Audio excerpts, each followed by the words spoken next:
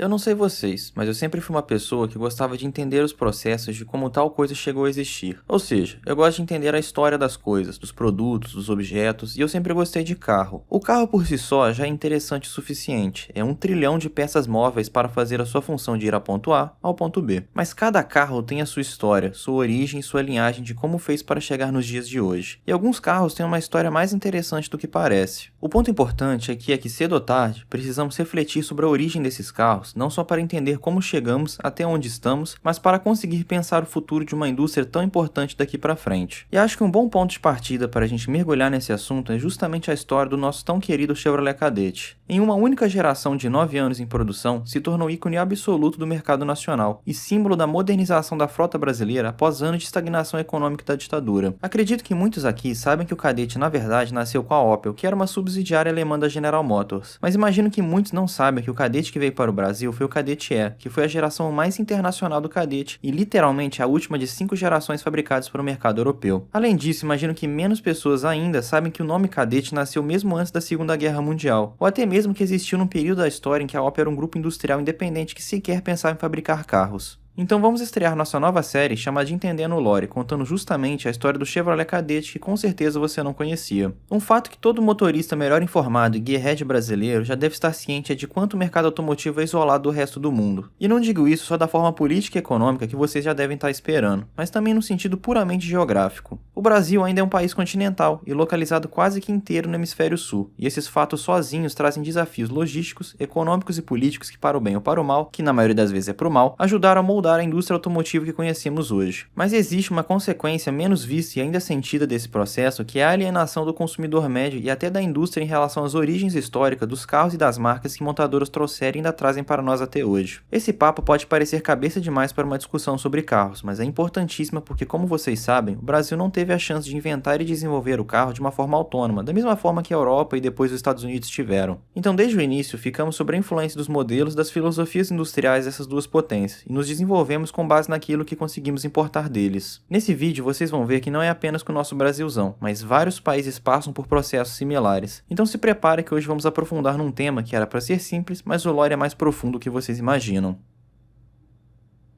Para realmente explicar a história toda, a gente precisa antes entender a história da Opel. Sim, aquela marca que todo cadeteiro, corseiro, vectreiro e GMzeiros dos anos 90 e 2000 trocava o emblema do seu Chevrolet para o da Opel. Aquele com O e com Z no meio. Não só ela cria o Cadete, como também quase todos os modelos icônicos da Chevrolet no Brasil. Mas aí vem a dúvida. Como esses carros alemães viraram americanos e foram vendidos aqui com a gravatinha? A gente vai chegar lá, então calma que vamos desde o início e realmente o início de tudo. A Opel foi fundada em 1862 por um senhor chamado Adam Opel, na cidade alemã de Rüsselsheim.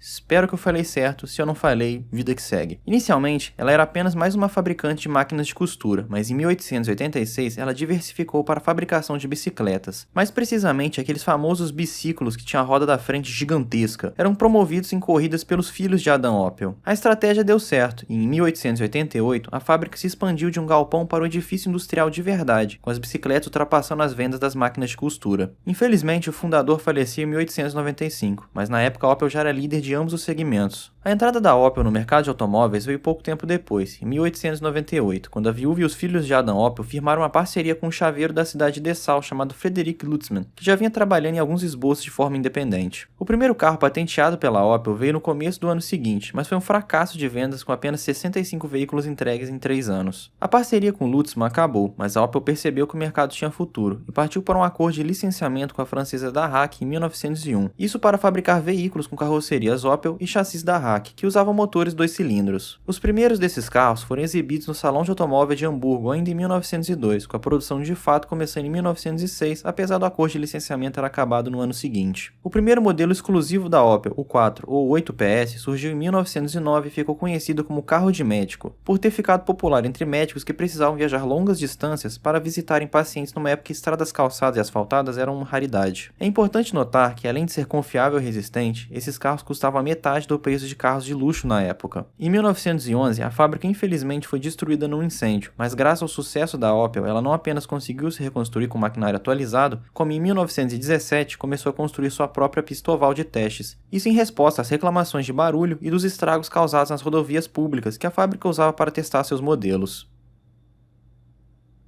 No começo da década de 1920, a Opel já era uma fábrica consolidada no mercado, sendo a primeira a construir carros em linha de montagem na Alemanha. O primeiro carro a sair dessa nova linha, o 4PS, foi um sucesso que demonstrou quanto que a demanda por carros como meio de transporte estava aquecida em todas as classes sociais, não era apenas no mercado de alto nível como era no passado. Em 1928, a Opel já era a maior exportadora de carros da Alemanha e tinha quase 30% do mercado alemão inteiro para si. Além de uma distinção bem curiosa, a Opel vinha sendo importantíssima em popularizar carros com propulsão de foguete para a quebra de recordes de velocidade. Foi graças a uma parceria entre o neto do fundador Fritz von Opel com o físico austríaco Max Weiler que surgiu o programa Opel Hack, o primeiro do mundo em estudos de foguete para uso em veículos sobre rodas, trilhos e voadores, que permitiram, além da quebra de diversos recordes de velocidade, a realização do primeiro voo de foguete controlado. Infelizmente, o programa precisou ser encerrado por causa da crise da Bolsa de 29 e do começo da Grande Depressão, mas essa não foi a única mudança no ar. Max Weiler morreu testando um sistema de combustível líquido para seus foguetes, e com a entrada da Opel no mercado de ações e com a queda dos valores por causa da crise, a Opel ficou desprotegida frente à concorrência. Em 1929, a General Motors se impressionou com a capacidade industrial da Opel e logo de cara arrematou 80% da empresa, adquirindo o resto das ações em 1931 e consolidando a Opel como subsidiária completa e pagando à família Opel cerca de 33,3 milhões de dólares. Na esteira da aquisição, ainda em 1929, eles licenciaram a produção da motocicleta na Under com o nome de Opel Motoclube. Em 1935, começaram a construção de uma segunda fábrica em Brandemburgo para a produção de uma linha de caminhões leves chamados Blitz. Também em 1935, a Opel foi pioneira com o Olympia, não a escopeta que você ignorava na Kindertoten, mas sim o primeiro carro alemão produzido em linha de montagem com chassi monobloco em aço e carroceria aerodinâmica. E graças ao sucesso do Olympia e de outros modelos como o P4, a Opel já sob o comando americano se tornou a primeira montadora alemã a produzir mais de 100 mil veículos anualmente. E também, graças ao sucesso do Olympia, que a Opel teve a base para a construção do modelo que é a estrela do vídeo, o Kadett, que surgiu em 1936.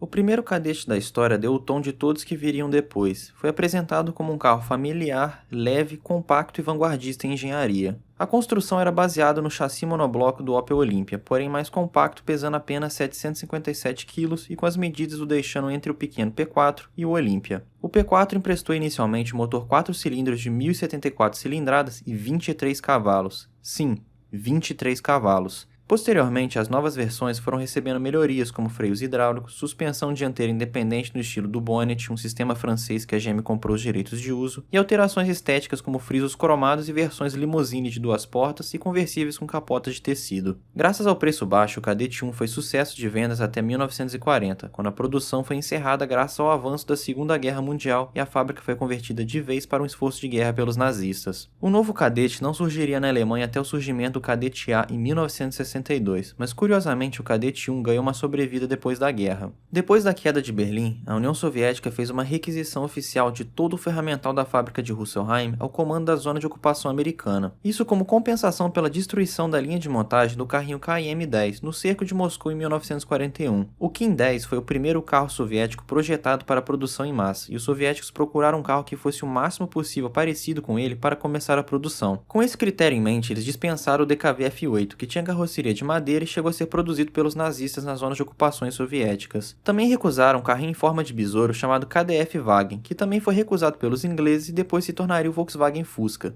E dessa forma foram direto para o Opel Kadett 1. A transposição do ferramental não foi fácil, já que a fábrica da Opel tinha sido usada para a produção de motores para aviação de guerra e foi bombardeada pesadamente. Mas com a engenharia reversa de alguns cadetes sobreviventes e o auxílio de especialistas e engenheiros alemães repatriados pelos soviéticos, o Kadett 1 renasceu como o Moscovite 400 em 1946 e foi produzido em Moscou com os mesmos motores do Kadett até 1956, quando foi substituído pelo Moscovite 402. Na base, o Moscovite 400 era o Kadett 1 com algumas diferenças nos acabamentos, como emblemas e calotas com o M gigante da marca nova do carro. Novos tempos estavam se formando, as feridas da Segunda Guerra ainda estavam abertas, mas começavam a cicatrizar, muito também por vários problemas derivados dela terem sido varridos para debaixo do tapete. Os anos 60 chegaram com os 2 pés e mais um pouco na porta, quando em 1961 tivemos o evento mais próximo da extinção em massa que a humanidade havia chegado até aquele momento, a crise dos mísseis de Cuba. Foi quando a Guerra Fria quase esquentou e se tornou um confronto direto entre as duas superpotências da época. Como ainda estamos aqui, podemos afirmar que minimamente as coisas deram certo? O ano seguinte, 1962, teriam eventos notáveis mais agradáveis para se presenciar. Foi o ano da Copa do Mundo no Chile, quando o Brasil, mesmo sem Rei Pelé durante a maior parte do torneio, bateu os anfitriões da casa na final para se sagrarem campeões pela segunda vez e levantar a taça Jules Rimet novamente. Nesse mesmo ano, 4 rapazes do norte da Inglaterra fariam seu primeiro lançamento, um pequeno evento que mudaria a indústria da música e a cultura pop para sempre. Esses 4 rapazes formavam um grupo chamado os Beatles, eu não sei se você já ouviu falar deles. A Alemanha estava dividida entre leste socialista e oeste capitalista. O lado ocidental se recuperava economicamente graças a massivos investimentos, principalmente vindo dos Estados Unidos, com a intenção de colocar a máquina de fazer dinheiro que é a indústria alemã para funcionar de novo. A Opel agora, sob o comando da General Motors, recebeu a tarefa de criar um modelo que pudesse rivalizar com o estrondoso sucesso do Beetle, conhecido Fusca para nós brasileiros. A Opel então se utilizou do nome do modelo pré-guerra Kadett, agora sendo denominado por essa nova geração como Kadett A. Para cumprir a difícil missão de concorrer com o Fusca, ele precisava ser um carro de uso diário barato que coubesse no bolso do trabalhador comum. Ele foi um carro compacto, algo que se tornaria uma marca registrada da indústria automotiva europeia e que seria muito bem recebida em outros mercados como o nosso. Não apenas foi um lançamento importante para colocar a Opel de volta no mapa, mas também foi o primeiro motor desenvolvido pela montadora depois da Segunda Guerra. Mas infelizmente as duas opções disponíveis, ambas eram 1.0. Para que pudesse caber em um carro compacto, seria necessário um motor compacto, e assim foi feito. Com seus 4 cilindros, o motor pesava apenas 96 kg e contribuía para a leveza do veículo ao mesmo tempo que era um motor confiável e que buscava economia de gasolina. Os 700 kg também não prejudicavam tanto assim o motor 1.0, criando até uma boa relação entre peso e potência. Isso fez o Kadett A um carro com uma boa dirigibilidade para a época, mesmo sendo tração traseira com um motor pequeno. Era quase um Chevette Júnior que também no final era um Kadett, mas espera aí que eu tô me adiantando demais. No aspecto visual, trazia uma imagem simpática, algo muito positivo para um carro familiar, já que trazia um ar convidativo, simples, mas que também queria passar modernidade, com algumas linhas seguindo tendências da época que foram bem mescladas com a ideia de um utilitário. Era algo que beirava o alerta de fofura. O carro era pequeno, com um rostinho feliz que tentava mostrar positividade no novo mundo pós-guerra. Foi lançado em 3 versões, o Saloon 2 portas ou sedã, eu não entendo porque sedã na Europa eles chamam de salão, sei lá, se pá é pelo espaço. Teve a versão coupé, conhecida como Kadett L, e Caravan, que era a versão Station Wagon, a famosa perua. A versão L, com uma grade um pouco maior e mais chamativa, iria influenciar bastante os aspectos visuais do seu sucessor, o Kadett B. Mesmo compacto, o Kadett A tinha um excelente uso do seu espaço interno. Isso resultou em ser um ótimo carro prático, fazendo que fosse uma opção extremamente considerável para as famílias alemãs, especialmente considerando seus preços acessíveis, tanto na compra quanto na manutenção. No total, foram quase 650 mil unidades produzidas, um sucesso pela Alemanha e outros países da Europa como Áustria e Suíça, com algumas unidades sendo também montadas em Portugal, África do Sul, Venezuela, Uruguai, Peru, Dinamarca e Bélgica. Ele ainda se aventurou pelas terras norte-americanas quando foi exportada para os Estados Unidos através das concessionárias da Buick, que era uma das mais importantes fabricantes do grupo General Motors na época, mas durou pouco, chegando apenas em 1964, apenas um ano antes da nova geração chegar, e acabou também passando por alguns recalques. Não foi um sucesso que merecia por lá, mas que esperar dos Yankees, né? O Kadett A ganhou uma nova fama global quando no programa britânico Top Gear, um dos apresentadores, o Richard Hammond, pilotou um desses na versão L, um especial em Botsuana. O Kadetzinho conquistou sem muito esforço, foi batizado de Oliver e depois foi importado para o Reino Unido, onde está até hoje com o apresentador do programa. Oliver foi um dos poucos carros que os apresentadores repatriaram depois de um especial, e como esse especial de Botsuana foi um dos meus favoritos, eu consigo lembrar de cabeça o quanto esse carro foi guerreiro. Ele atravessou selvas e desertos que antes eram considerados impossíveis para carros com apenas tração em 2 rodas, e detalhe, sem nenhuma modificação, e chegou até o final, mesmo que no meio do caminho afundou num rio. Oliver ainda fez aparições no canal do YouTube do trio de ex-apresentadores do Top Gear, chamado de Drive Tribe, incluindo uma participação contra a Ferrari 458 Speciale do James May, uma disputa vencida por Sebastian Vettel para escolher qual era o melhor modelo. Infelizmente, o Oliver não foi escolhido pelo tetracampeão, mas isso não diminui sua lenda no mundo automotivo. Pouco tempo depois de seu lançamento, 3 anos depois para ser exato, em 1965, o Kadett A foi descontinuado. Mesmo com seu enorme sucesso, ele estava dando lugar ao seu sucessor, o Kadett B. Esse veio a ter um tempo de produção mais longevo que seu predecessor, sendo fabricado entre 65 até 73. Com o modelo anterior já consolidado, a Opel arriscou um pouco mais, lançando o Kadett B com uma variedade maior de chassis e motores. Dentre as opções possíveis para aquisição, agora havia 8 chassis diferentes, que eram Saloon, conhecido como Limousine, em 2 ou 4 portas, Fastback, em 2 ou 4 portas também, Caravan, em 2 ou 4 portas, Coupé e Cayman Coupé. Esse último era a versão mais esportiva do modelo, com guerras de tubarão. Quase isso. Na versão Saloon, conhecida como sedã, eles eram um pouco maiores e mais pesados em relação aos antecessores, além de serem ligeiramente mais baixos, por volta de 10 mm. No setor de motores, também chegaram novidades como o 1.1 que perdurou todo o tempo de produção do veículo, sendo mais comum para o modelo. Tinha um desempenho econômico um pouco aquém em comparação ao anterior 1.0, com uma versão posterior mais potente, a 1.1S. No final de produção entre 1972 e 73, tivemos o retorno da configuração 1.0 exclusiva para exportação, especialmente no mercado italiano devido a impostos locais para carros com motores acima de 1.0 serem maiores. Naquele mesmo período, também tivemos 1.2 que perdurou além do Kadett e foi utilizado até 1993 em outros modelos da Opel, como o Corsa, Ascona e Manta. Em 1966, a GM da África do Sul começou a fabricar o Kadett B, se aproveitando do mesmo motor 1.2 que equipava o Vauxhall Viva. A necessidade de concorrer com os Ford Taunus 12M e 15M com seus motores maiores de 1.7 litros levou a Opel também a desenvolver seus próprios motores nessa configuração. Nessa configuração teve um motor 1.9 e entre 1967 e 73 para o Kadett Rally 1.5 exclusivo para exportação. Versões especiais variadas também foram lançadas para o público, como o retorno do Kadett L com interior mais requintado e detalhes em cromo. Posteriormente com o Fastback recebendo sua própria versão, a LS. O Kadett Coupé teve o citado anteriormente Kadett Rally, e o Saloon de duas portas reutilizou o nome Olympia para sua edição especial. Outras variantes por um período mais curto de tempo também foram disponibilizadas, como Sport, Holiday, Festival e Grand Prix. O Kadett B teve uma participação mais tímida no mundo do esporte a motor, entretanto teve participação na categoria 2000cc do Trans-American Sedan Championship, categoria existente até os dias atuais como Trans-Am Series. O modelo foi um estrondoso sucesso para a Opel, com mais de 2 milhões de unidades produzidas. Isso deve bastante pelo seu sucesso internacional. Cerca de metade da sua produção foi destinada para a exportação de mais de 120 países, incluindo também os Estados Unidos, onde pela primeira vez teve uma considerável aceitação do público local, vendendo mais de 400 mil unidades por lá. Finalmente os Yankees entendendo o que é bom de verdade. Mas o Kadett B e o Kadett A não serão os únicos a desbravar a América do Norte, como veremos mais pra frente.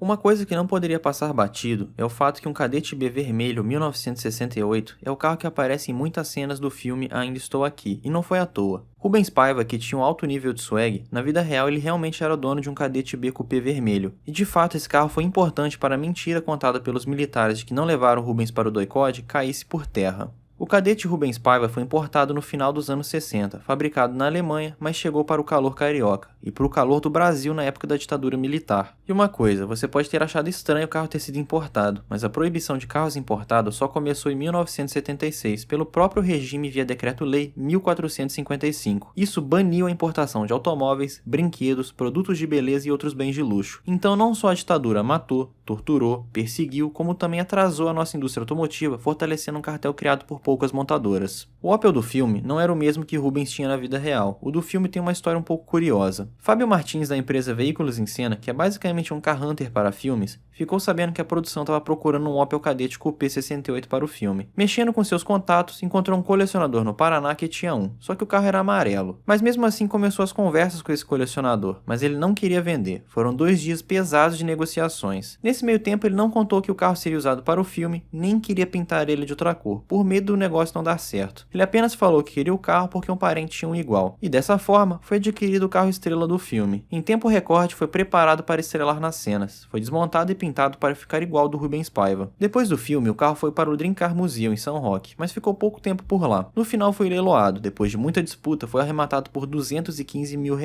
Pra mim ainda é estranho como provavelmente um dos carros mais famosos do cinema nacional nem foi vendido por aqui. Veio importado antes de ser proibido pelo regime que sumiu com seu dono. E outra curiosidade, já que estamos falando da ditadura militar, ela foi uma gigante razão porque o nome Kadett só veio chegar no Brasil em 1989, e logo menos vocês vão entender o porquê. O colossal sucesso do Kadett B mostrou para a General Motors que eles tinham algo muito valioso em mãos. Isso para além do mercado alemão e europeu para os quais ele foi originalmente concebido. Isso deu origem ao projeto T-Car da General Motors, visando criar uma plataforma universal para carros compactos com tração traseira, o que gerou uma parceria com a japonesa Isuzu Motors. Isso já fica evidente para nós brasileiros quando vemos a carinha do Kadett C e pensamos, peraí, Eu conheço esse carro. E depois a gente vai falar mais um pouquinho sobre isso. Ele foi produzido pela Opel entre 1973 e 79, com 4 principais carenagens. Assim como o Kadett B, tinha o Saloon de 2 ou 4 portas e Caravan de 3 ou 5 portas, mas agora também um hatch de 3 portas e um modelo especial conversível. A versão sedã de 2 portas foi principalmente feita visando a exportação, já que em alguns mercados os carros de 2 portas eram preferidos em relação àqueles de 4 portas. Já a Caravan de 5 portas se destacou por ser um modelo particularmente raro. Durante seus anos de produção, o motor mais comum era 1.2 herdado do Kadett B, mas também foi produzido um motor 1.0 em 74 até 79. Era mais econômico, tentando driblar os preços em crescente da gasolina gerada após a crise do petróleo em 73. O 1.2 ainda contou com uma versão S para aprimoramento de performance esportiva. Outras versões mais especiais eram 1.6, 1.9 do Kadett Rally e seu sucessor, o motor 2.0. Isso para seguir com a exclusividade no modelo especial. O modelo ainda recebeu a versão GT/E Coupé, mirando agora no efervescente mercado de esportivos compactos. Em 1977, ele passou por um facelift que mudou sua frontal, adicionando uma grade maior e faróis novos, além de colocar no meio da grade o logo da Opel. Isso deu uma imagem mais moderna para o carro, já evidenciando algumas decisões estéticas que serão bem populares durante os anos 80 e até os anos 90. Fabricado também na Bélgica sob a marca da Opel, o Kadett C teve versões em várias partes do mundo sob outras montadoras. No Japão, pela parceria com a Isuzu, a montadora lançou o Gemini, mesmo nome que seria utilizado pela Holden, o braço australiano da GM. Na Coreia do Sul, na época sob o nome de Daewoo Motors, a GM local deu o nome de Saihan Gemini e posteriormente Daewoo Maepsi. No Reino Unido, o T-Car chegou como Vauxhall Chevette e cruzando o Atlântico nos Estados Unidos, ele deu as caras com uma versão atualizada do Gemini, chamado de Buick Opel, que é um péssimo nome. É como se a Coca-Cola lançasse um refrigerante chamado Sprite Fanta, e apenas isso. E é por aqui que também inicia nossa história com o Kadett. O Kadett C foi lançado aqui no Brasil como parte do projeto T-Car, sob o nome de Chevrolet Chevette, inclusive antes do lançamento europeu em 6 meses adiantado. Nas opções de motor tivemos a 1.4 e depois a 1.6, tanto na gasolina como no álcool. O nosso Chevette passaria por diversas mudanças estéticas, pegando emprestado conceitos e designs da família GM, especialmente do Vauxhall Chevette e do Chevrolet Chevette americano. E agora eu vou explicar por que ele foi chamado de Chevette e não de Kadett como foi chamado lá fora. Existem várias versões do porquê do nome Chevette. Existem quem fala que era uma junção do nome Chevrolet com o sufixo francês et, indicando o nome como pequeno Chevrolet, mas eu acho difícil porque aqui poucas pessoas pegariam essa visão. Existe quem fala que era para fazer alusão ao Corvette, mas eu também acho que faz pouco sentido. As únicas similaridades entre os dois carros eram ter 4 rodas, um motor e ser tração traseira, porque nem o logo da Chevrolet o Corvette tinha. Então sobra uma teoria que não foi confirmada, é especulação, então vou falar supostamente, mas para mim é que mais faz sentido. Esse nome foi pensado porque no lançamento em 1973, a ditadura estava nos seus anos de chumbo, com o Médici no poder e o AI-5 torando. A situação não era agradável, muito pelo contrário, principalmente a ponto de lançar um carro com o nome Kadett, que era muito próximo de cadete, como é no exército. Não era porque as montadoras tinham laços próximos do regime que precisavam colocar nome de patente no carro. Então, com medo de retaliação, seja dos compradores e principalmente dos militares, foi pensado outro nome, que no caso foi Chevette. Aí pode ter sido alguma das teorias que eu comentei acima, mas a razão real eu acredito que seja essa. Não é confirmado, mas eu penso que faz muito sentido. Voltando a falar do Kadett C pelo mundo, aqui nas terras sul-americanas o Chevette foi amplamente fabricado em diversos países, sendo ele Venezuela, Uruguai, Chile, Equador, Colômbia e Argentina. Nesse último, vale ressaltar que ele foi vendido como Opel K180, com motor 1.8 desenvolvido no próprio país, derivado do motor Chevrolet 194. E sim, foi fabricado no Chile entre 1976 e 1983. Depois passou a receber as versões feitas aqui no Brasil, que virou best-seller, sendo mais vendido até 1991, um ano antes de sair do mercado. A esse ponto é redundante afirmar, mas o Kadett C foi outro enorme sucesso para a General Motors. A Opel fabricou cerca de 1.700.000 unidades, fora todas as vendas no exterior, como no Brasil, por exemplo. Foram fabricados aqui cerca de 1.600.000 unidades do Chevette ao longo da sua vida, que não foi curta por aqui. A produção foi finalizada em 1993, mas na verdade continuou até 1995 para ser exportada para a Argentina como GMC Chevette. O Chevette também foi produzido até 1996 na Colômbia e 1998 no Equador.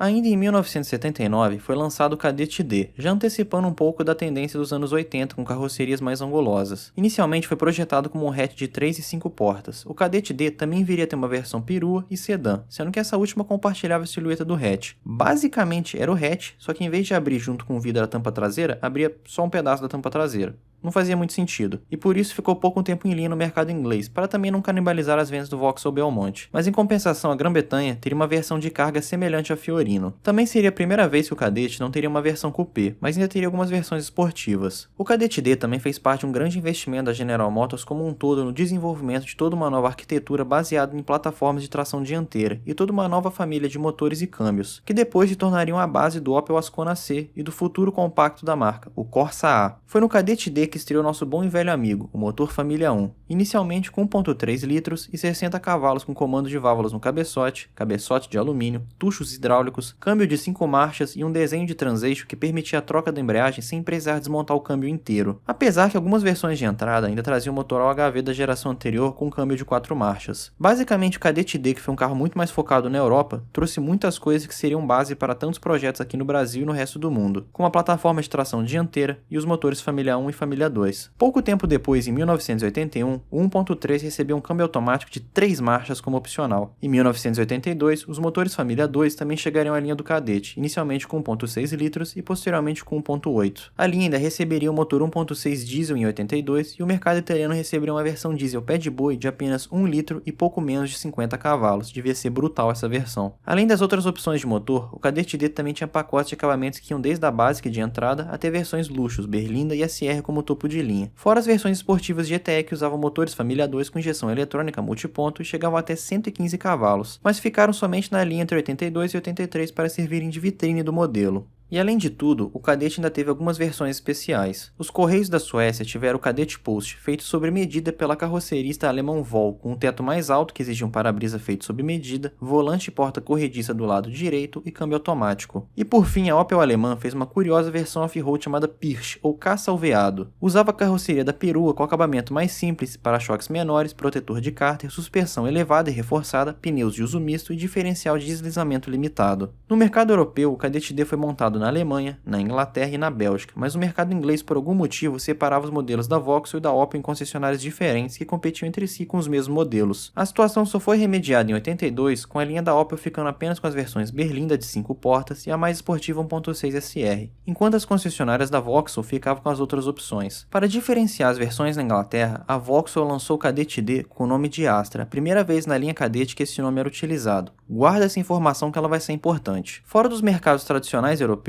o Kadett D também foi um sucesso e seguia sua expansão com uma versão produzida sob licença na Iugoslávia, chamada de Ida Kadett, e também com uma linha produzida na GM da África do Sul, inicialmente usando os motores OHV e Família 1 com versões Fastback 4 portas, Hatch 5 portas e Peru de 5 portas, batizada de Voyage por algum motivo. Além de posteriormente também aparecerem as versões esportivas GTE, com os motores Família 2 1.6 e 1.8 injetados. Curiosamente, o Kadett D também seria montado sob licença pela Garmac Motors da Indonésia, a partir de 1984, usando motores Família 1 1.3 carburados. Ele seguiu em linha para o mercado local e para a frota de taxistas até 1995, até ser substituído pelo Opel Optima, que era nada mais nada menos que a primeira geração do Astra Sedan.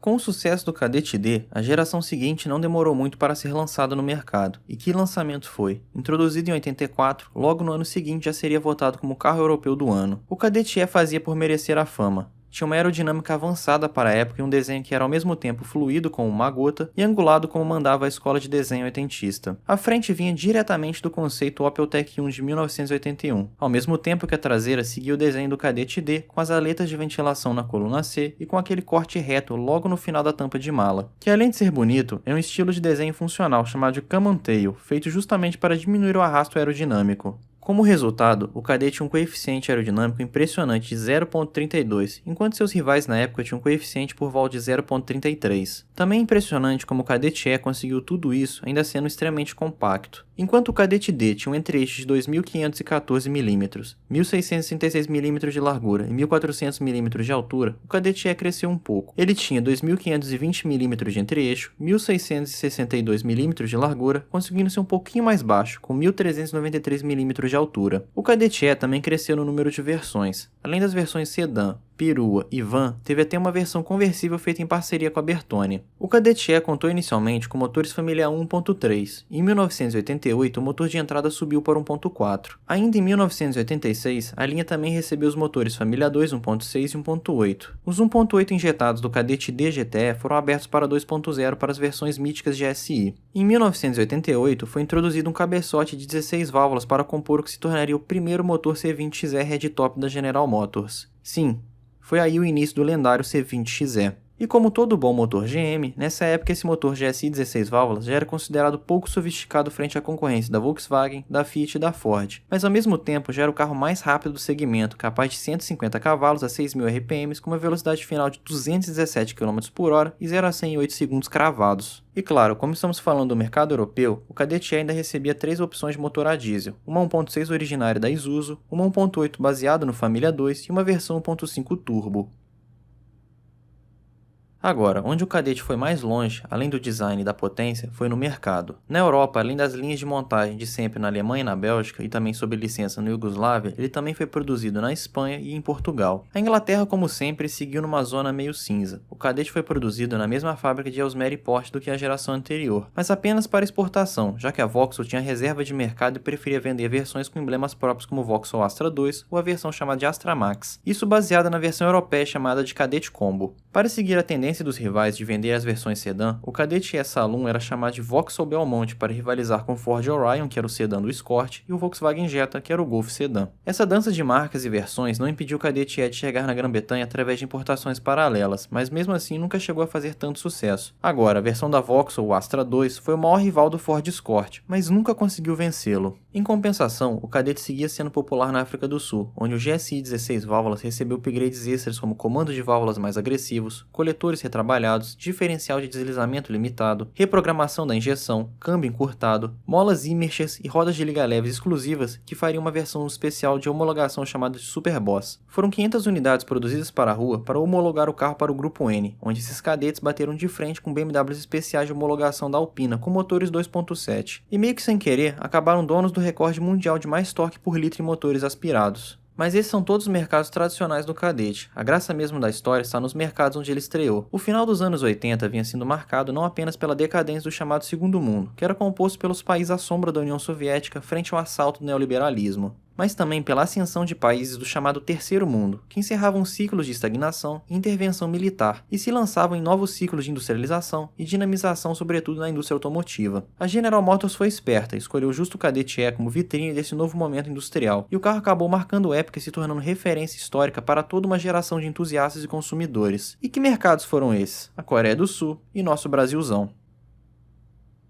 A chegada do Kadett E ao Brasil tem todo um tempero especial. Além dele ter chegado também no momento de redemocratização e reabertura econômica, ele também conviveu alguns anos com outro Kadett no mercado, o Chevette, que era basicamente o Kadett C, como a gente já falou. Talvez por essa razão, o Chevrolet Kadett brasileiro seria um dos únicos a não ter uma versão sedã na linha, ou também para não rivalizar com o Monza, que seria quase do mesmo tamanho e já era do gosto do brasileiro. O Kadett, como conhecemos aqui no Brasil, entrou em produção em abril de 1989, na fábrica de São José dos Campos, com a versão Peru Ipanema chegando em setembro. Inicialmente o Kadett usava motores 1.8 a álcool e a gasolina compartilhados do Monza, e o 2.0 a álcool na versão esportiva, e ele tinha 3 versões de acabamento, a mais simples, que era a SL, a intermediária, que é SL/E, e a esportiva GS com motor 2.0 que recebia para-choques pintados e roda de liga. No ano seguinte chegaram ajustes no câmbio e nos pneus, além do motor 2.0 do Monza a gasolina, que nominalmente teve a potência reduzida para 99 cavalos por questões fiscais, mas os testes apontavam ser sensivelmente mais forte do que isso. Em 1991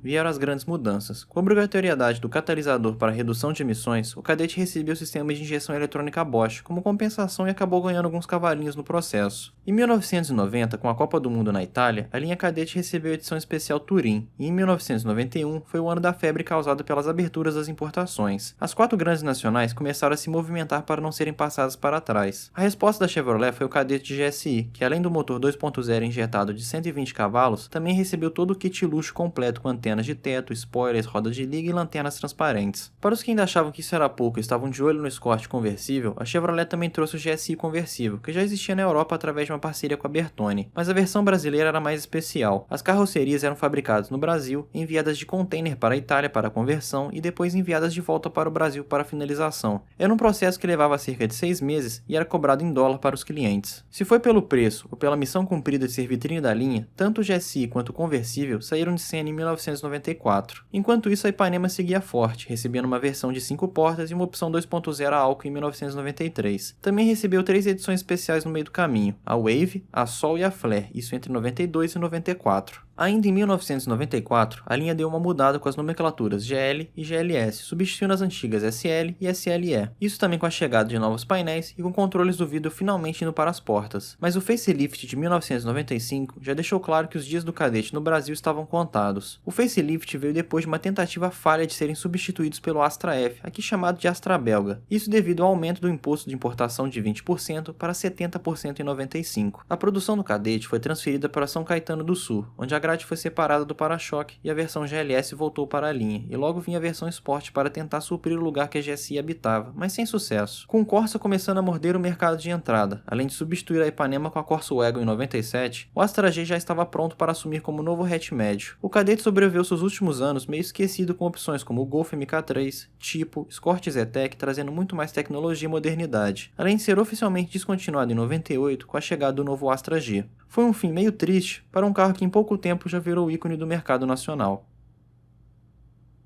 Se vocês prestaram atenção ao longo do texto, perceberam que desde o Cadete D existiam alguns mercados especialmente ligados ao Reino Unido que adotavam o nome Astra ao invés de Cadete. No caso do Reino Unido, a explicação é que o nome e design mudaram para agradar a subsidiária local Vauxhall, que possui uma reserva de mercado com seus próprios modelos, apesar das ordens da GM. Só que desde o final dos anos 80, a Opel já buscava um sucessor para a plataforma do Cadete, entendendo que o nicho de mercado que ele ocupava já estava ficando datado e a presença do nome Astra já estava causando certa confusão no mercado. Então, em 1991, a General Motors europeia decidiu inicialmente padronizar o nome Astra para toda a linha e iniciar a retirada do Cadete de linha a partir de 94. Dessa forma, a General Motors morderia o nicho que o Cadete ocupava por duas frentes. O espaço dos hatches populares de entrada ficava com o Corsa A, que já vinha crescendo desde 1984, e dos hatches sedãs médios ficaria com o novo Astra. No papel parecia tudo resolvido, mas não foi uma transição tão fácil. Na África do Sul, a popularidade do Cadete manteve o nome vivo na primeira geração do Astra até 1999. Já no Brasil, o Cadete já ganhou uma sobrevida até 1998, isso pela questão que a gente já comentou do Astra Belga ter que ir embora por causa dos impostos que subiram do nada. Por fim, o Cadete E acabou convivendo com 3 gerações diferentes, com seu antecessor, o Cadete C, na forma do Chevette, que só se aposentou em 94, o Corsa B, que chegou no Brasil em 94, e por fim o Astra Belga, que ficou apenas 2 anos em linha aqui no Brasil, e só voltaria de vez quando a geração seguinte começou a ser fabricada por aqui. Aí, finalmente, o Cadete foi aposentado no Brasil. Dessa forma, podemos dizer que o nó finalmente estava desfeito e que o Cadete finalmente poderia descansar em paz, mas a Opel encontrou uma forma de manter vivo o legado do Cadete. De acordo com as convenções internas da Opel, o projeto do Astra é considerado uma continuação lógica da linhagem do Cadete,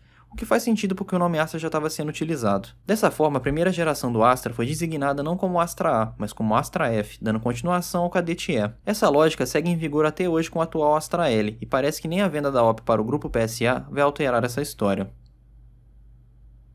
Se você achou que esse era o fim do Cadete E, você está errado. Vamos falar da Coreia do Sul, onde o Cadete E formou a base da ascensão da Daewoo no mercado automotivo sul-coreano. No caso, a Daewoo era uma chaebol, ou um super conglomerado aos modos dos Zaibatsu japoneses, que surgiu na esteira da reconstrução da Coreia do Sul, bancada pelos Estados Unidos, após a Guerra da Coreia dividir permanentemente a Península Coreana em duas e afundar a Coreia do Sul no estado de lei marcial que durou até os anos 80. No caso, a Daewoo tinha uma presença forte em todo o setor industrial sul-coreano, produzindo desde itens de consumo como fornos de micro-ondas até maquinário industrial pesado e armas de fogo para as Forças Armadas da Coreia do Sul. No final dos anos 80, com o boom econômico chegando e o regime militar entrando em decadência, esse conglomerado firmou uma parceria com a General Motors para entrar no mercado automotivo. E adivinhe, qual foi a plataforma que serviu de base para toda a linha Daewoo? Justamente a plataforma do Cadete E, que tornou a base do sedã Daewoo Le Mans e posteriormente conhecido como Cielo e Racer e também como Nexia, que era o próprio Cadete E com linhas mais arredondadas e acabamento diferenciado. Por baixo do capô eram os mesmos motores Família 1 e Família 2 de GM, mas que iam desde 1.5 ao 2.0 com os mesmos câmbios manuais de 4 ou 5 marchas com automático de 3 marchas. Mas onde a história fica interessante de verdade é que a Daewoo transformou esses carros em produtos de exportação em paralelo com a própria Opel GM. GM, inclusive exportando para mercados em que a própria GM já tinha presença, mas mirando em segmentos diferentes. O Le Mans foi exportado para os Estados Unidos, Canadá e para a Nova Zelândia como Pontiac Le Mans. No Canadá, futuramente virou Passaporte Optima e para o Reino Unido como DU Le Mans mesmo. Se você não conhece a marca Passaporte nem a Suna, não tem problema, são micromarcas que a GM tentou emplacar no Canadá que não foram para frente. Então mais um nome para o Kadett é a Suna SE e a Suna GT. Eu não vou entrar em muitos detalhes porque o vídeo já está ficando longo o suficiente. Além disso, chegaram alguns Le Mans aqui no Brasil por importação independente, na febre da abertura das importações nos anos 90. O Le Mans chegou a ser produzido em joint venture na Holanda, na Polônia e na Romênia, antes de evoluir para o Cielo e para o Racer. Agora, o mercado mais louco ficou para o Nexia, que chegou ao Uzbequistão em versão hatch e sedã através da parceria Uzdail Auto, e foi produzida a partir de 1996 tanto para o mercado interno uzbek quanto para exportação. Isso para os vizinhos Cazaquistão, Rússia, Moldávia, Azerbaijão e até para a Ucrânia. Inicialmente com os motores 1.5 e 1.6, com opções de rodar em GNV, que lá é extremamente popular e barato. Por conta das razões que explicamos melhor no vídeo sobre o Uzbequistão, esses carros sobreviveram à falência da DU e seguiram em produção por lá com facelift em 2008 e emblemas GM até 2016, mesmo com diversas queixas de controle de qualidade e da baixa segurança, graças à baixa qualidade de materiais e construção. Já o conglomerado da DU foi à falência em 1999, depois de décadas de má gestão, corrupção e fraude, com o presidente da companhia fugindo do país para escapar da prisão. Existem relatos que ele fugiu para a Coreia do Norte por um período. A Daewoo Motors foi vendida para a GM em 2002 e reiniciada como GM Daewoo, permanecendo apenas no mercado interno sul-coreano e no Uzbequistão.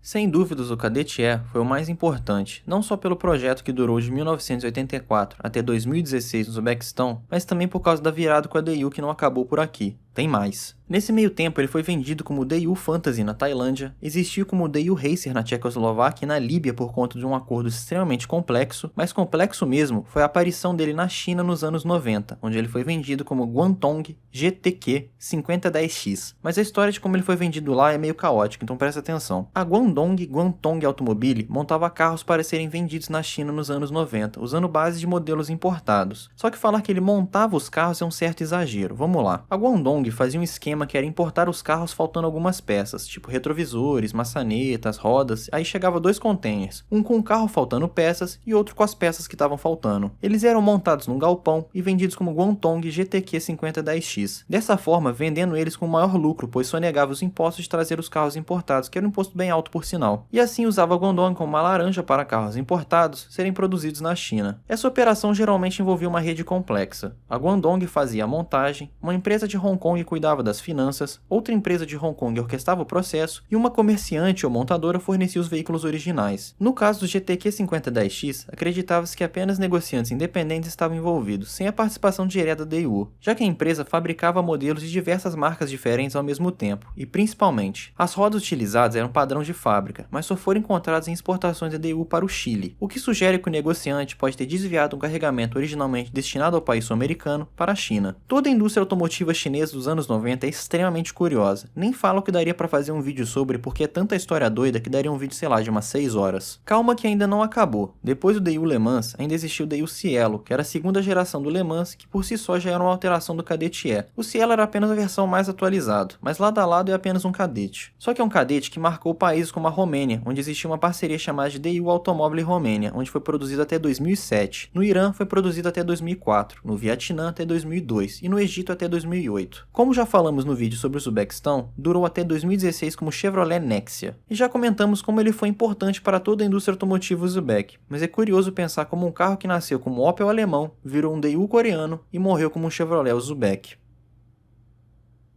Espero que eu tenha conseguido contar toda a história do Kadett. Provavelmente é um dos carros mais importantes da história, e especificamente o Kadett E, um dos carros mais importantes para o tal segundo e terceiro mundo. Aqui no Brasil, o Kadett iniciou a modernização da Chevrolet. Na Ásia, nos anos 90, foi a máquina que motorizou muitos países como o Uzbequistão. Eu tenho certeza que os engenheiros da Opel nos anos 80 nunca imaginariam o monstro que eles estavam desenvolvendo. O Kadett foi o exemplo de globalização e engenharia de emblemas da GM. Um carro que foi vendido praticamente em todo o mundo. Foi vendido em todos os continentes, sendo fabricado numa caralhada de países. E com certeza, em todo canto do mundo, tem história pra contar. Eu tenho certeza que você vai ter uma história de Kadett pra contar pra gente. Comenta aí, comenta qual pode ser o próximo carro ou marca que a gente pode trazer pra nessa nova série. O bom é que ela tem abertura pra gente falar de várias histórias e carros diferentes, até a história das marcas também. Se faltou história ou teve algum erro no processo, não deixa de comentar aqui pra gente poder corrigir e expandir o conhecimento. No mais é isso, espero que vocês tenham gostado dessa nova série e fé!